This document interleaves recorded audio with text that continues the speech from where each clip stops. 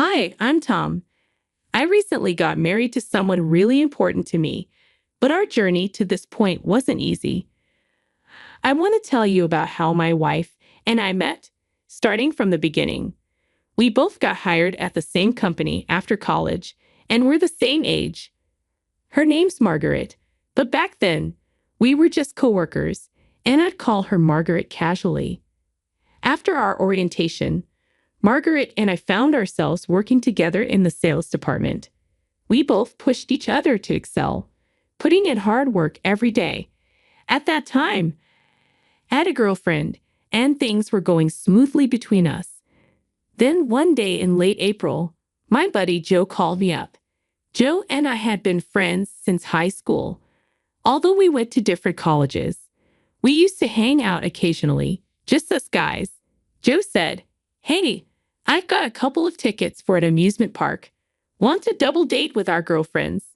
I'd never been on a double date before, so it felt a bit strange, but it sounded like it could be a fun experience.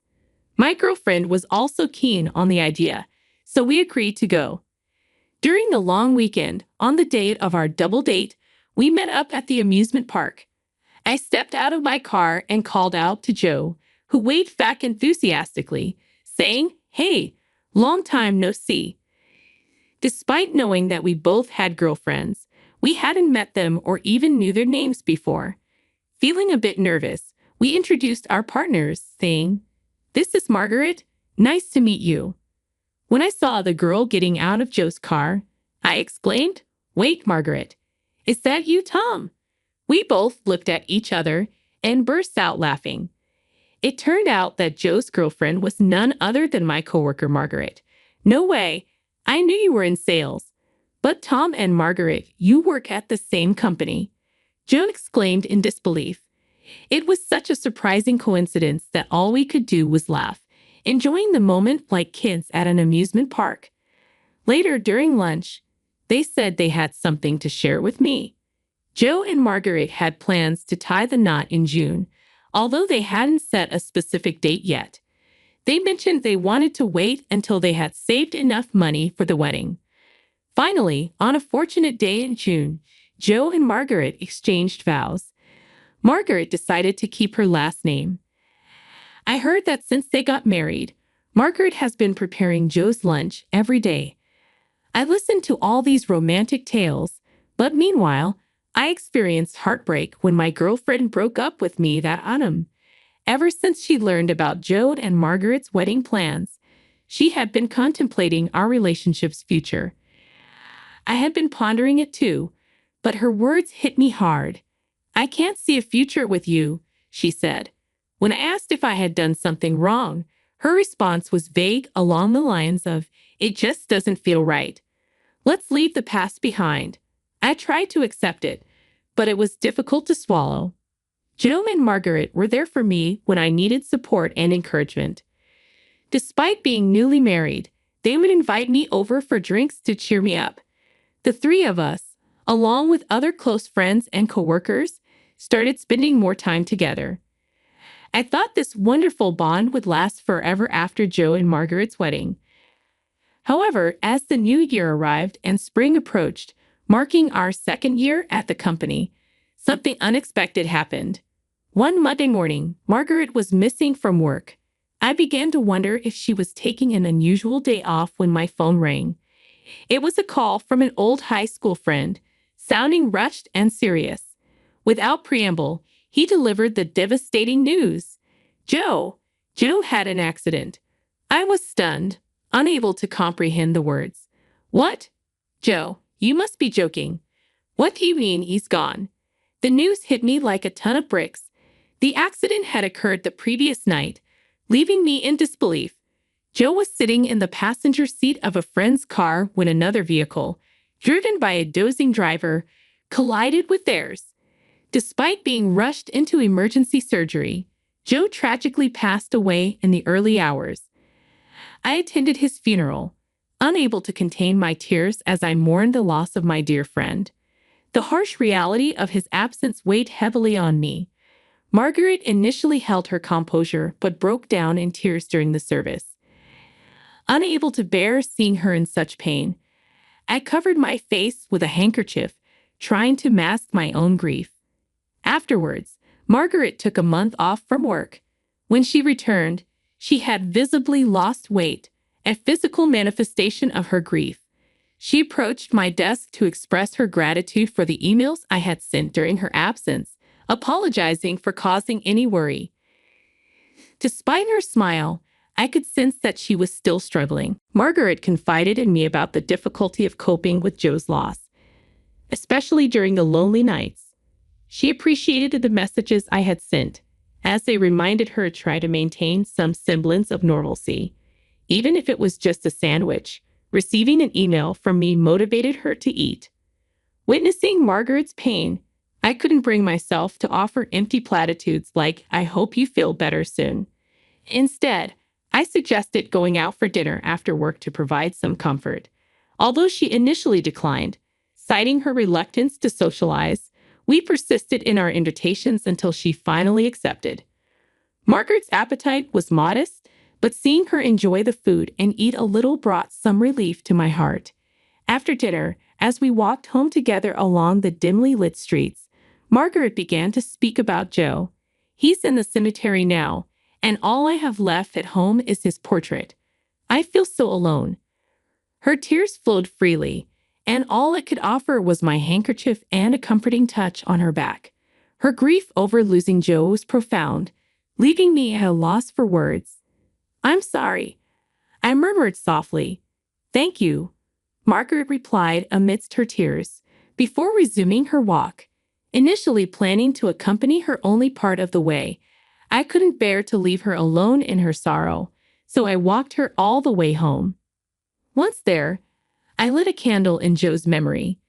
The room was adorned with pictures from the funeral, alongside joyful photos of Margaret and Joe. Seeing this display, I couldn't help but shed tears myself. "I'm sorry for crying when I should be supporting you," I choked out. Margaret wiped away her tears, acknowledging the frustration of their lost future. "But I have to keep moving forward, for Joe's sake," she shared, her determination shining through her sadness. I wondered how I could best support Margaret. All I can do is listen to her and take her out for meals, I thought, feeling inadequate. Although Margaret found solace in her work, it was evident that she was putting on a brave front. Despite the challenges, she managed to navigate through the first anniversary of Joe's passing, gradually reclaiming her spirits. Throughout this time, our support for her remained steadfast. We continued to invite her out for dinners after work, and I continued to escort her home. On evenings when we returned early, I would light a candle in memory of Joe, honoring his presence in our lives. As I escorted Margaret home one evening, she suddenly asked, "Why do you always walk me home?" Concern laced her voice as she pointed out the dimly lit streets. "I don't want you to be in danger if something happens on the way home," she continued. "Besides, if anything were to happen to you, Joe would be furious." She chuckled lightly, trying to ease the seriousness of her words. "I don't mean to meddle, but I feel responsible for protecting you, someone Joe cared about deeply. Otherwise, he might haunt me in my dreams, scolding me for not looking after you." Margaret's gratitude flowed as she thanked me, sharing in the laughter that followed. Time marched on, and before we knew it, we found ourselves marking the third anniversary of Joe's passing. Both Margaret and I threw ourselves into our work with renewed vigor. Despite the long and tiring days, we continued our tradition of unwinding over dinner with coworkers. One day, as we walked together towards Margaret's home, she hesitantly mentioned a small favor she needed. "You see, the light bulbs in my foyer and dressing room have gone out." I attempted to reach the light bulbs by standing on a step stool, but they remained just out of my grasp. Margaret, somewhat embarrassed to ask for help, finally spoke up. "Could you lend me a hand?" "I can't quite reach," she requested. With a reassuring smile, I gladly agreed, dismissing her concerns with a light-hearted remark. "No problem at all. Don't worry about the small stuff," I reassured her, earning a grateful smile in return. Inside her home, I swiftly replaced the light bulbs. Thanks a bunch. It's amazing how handy a tall person can be, Margaret remarked appreciatively. I jokingly replied, well, lucky for me, I can reach the ceiling. Otherwise, that would have been quite the predicament, huh? Margaret chuckled, sharing a memory of Joe's struggles with a similar task in another room. I laughed along, remarking on my own height advantage. As I handed Margaret the folded step stool, our fingers brushed against each other unexpectedly, and our eyes met in a fleeting moment of connection. The laughter dissolved into a brief silence, but I quickly averted my gaze, feigning nonchalance. Suddenly, Margaret softly questioned, "Hey, why are you always so kind?" Her words caught me off guard, and our eyes met once again. In that instant, my heart skipped a beat, but I remained silent, simply regarding her. "You're always there for me, always caring." Margaret continued slowly, her words stirring something within me. Before I could respond, she added with a hint of playfulness, "You're almost too good to be true. I might start getting ideas." A rush of emotion surged through me, but Margaret quickly dismissed her remark, attributing it to perhaps being a little tipsy. She moved to put away the step stool as if nothing had happened. However, I found myself unable to let the moment pass. Before I could second-guess myself, I reached out and enveloped her in a tender hug from behind. A quiet moment passed between us. I could sense Margaret's warmth seeping through my embrace, and suddenly it hit me. The desire to protect Margaret surged within me, transcending the bounds of mere friendship or coworker camaraderie. I realized I was falling for her, yet just as quickly as the realization dawned on me, a vivid image of my dear friend Joe flashed through my mind, causing me to reluctantly loosen my grip on Margaret. "Sorry, I think I might have had a bit too much to drink," I mumbled apologetically, attempting to diffuse the tension. Margaret shook her head, her eyes glistening with unshed tears. As she turned towards me, a solitary tear trickled down her cheek. My gaze drifted to Joe's framed photograph, and without uttering a word, I approached it and lit a silent candle in my heart, silently begging for forgiveness.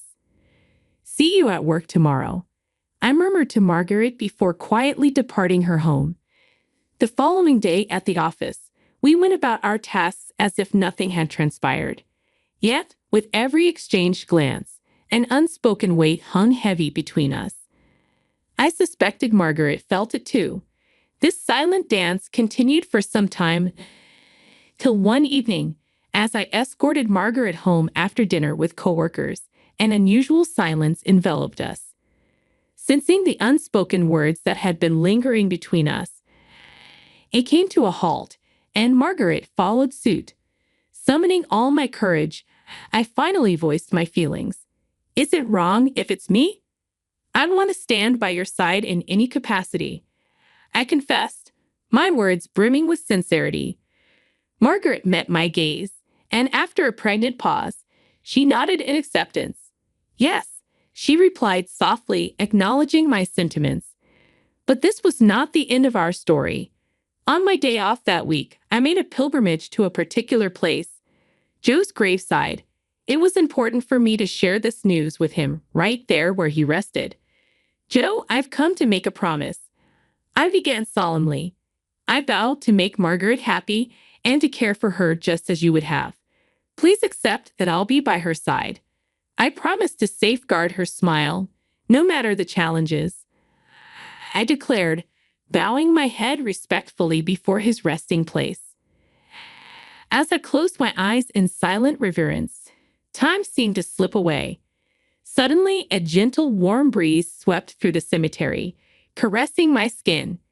It felt like Joe's gentle reply to my pledge. Gratefully, I lifted my head and met his gravestone once more. "Do you forgive me?" I whispered, seeking his understanding. Another tender breeze brushed by, imbued with a kindness reminiscent of Joe's comforting presence. Thank you, I murmured, bowing my head once more. I promised to honor this vow. I vowed to Joe before departing. A decade had passed since that solemn moment. Margaret and I had grown inseparable, living together in a partnership akin to a common law marriage. On appointment day after marking Joe's 13th anniversary, Margaret confided in me as we paused at a park after visiting his grave. With trembling hands, she revealed a marriage license, her eyes brimming with emotion. I embraced Margaret tightly, assuring her that there was no need for apologies. Remember, we said any form of us is just right. I reminded her, attempting to lighten the mood. Margaret's tears flowed freely, but she nodded in agreement, managing a fragile smile. Don't cry, I teased gently. I made a promise, man to man. I chuckled, diverting her attention from her tears. With renewed resolve, we exchanged vows and became husband and wife. 2 years later, our family welcomed a new member, a beautiful baby girl who bore a striking resemblance to Margaret. On the day of her birth, a meteor shower graced the sky, a celestial spectacle that felt like Joe's blessing from above. Our daughter brought boundless joy into our lives, filling our home with her infectious laughter.